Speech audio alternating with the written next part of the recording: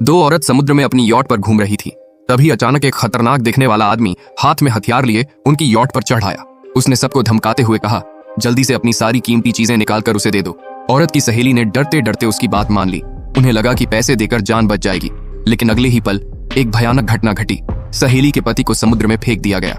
वे अभी उसके शोक में ही थे कि वो आदमी और ज्यादा बेखौफ हो गया। उसने कहा, वो सिर्फ एक आदमी था, उसकी जगह मैं भी तुम्हारा पति बन सकता हूँ। असल में यह आदमी कोई मामूली बदमाश नहीं था, बल्कि इलाके का कुख्यात समुद्री डाकू सरगना था। जो भी नाव उसके इलाके से गुजरती, उसमें बैठे लोग, चाहे मर्द हों, औरतें या बच्चे, सबको कीमत चुकानी पड़ती।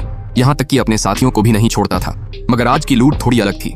आमतौर पर वो सामान लेकर चला जाता था, लेकिन इस बार उसने सोचा कि दोनों औरतें और नाव को अपने साथ ले जाएगा। जब वह उन औरतों को अपने साथ भविष्य के सपने दिखा रहा था, तभी उसका एक साथी दौड़ता हुआ आया और बुरी खबर दी। दूर समुद्र में गश्त लगाने वाली पुलिस की नाव नजर आई।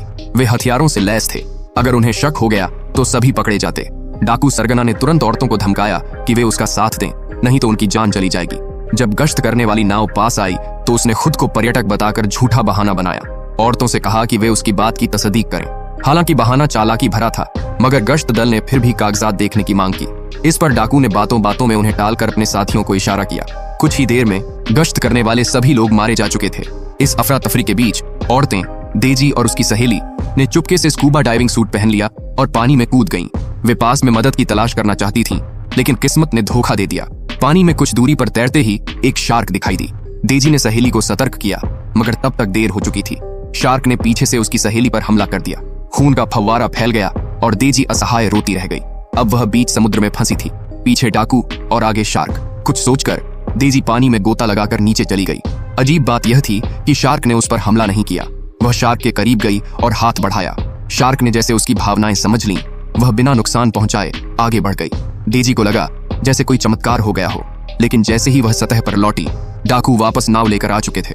डाकू सरगना ने उसे पकड़ लिया और उसके साथी को गोली मार दी, सजा के तौर पर। देजी समझ गई कि ये डाकू बेहद निर्दयी हैं। सरगना ने सोचा कि वह बस शादी करके सुकून चाहता था, लेकिन अब यह भाग दौड़, झगड़े सब बेकार लगने लगे। जैसे ही उसने देजी पर हथियार ताना, अचानक देजी का बॉयफ्रेंड वहां आ धमका। डाकू ने सोचा, यह मामूली आदमी क्या कर लेगा। वह उसके डर को देखकर मजे ले रहा था। अचानक देजी ने पास पड़ी बंदूक उठा ली और डाकू की टांग पर गोली मार दी। अब दोनों बंदूकें उसकी तरफ तनी थीं। डाकू ने हार मान ली, लेकिन देजी ने बिना वक्त गंवाए एक और गोली चलाई।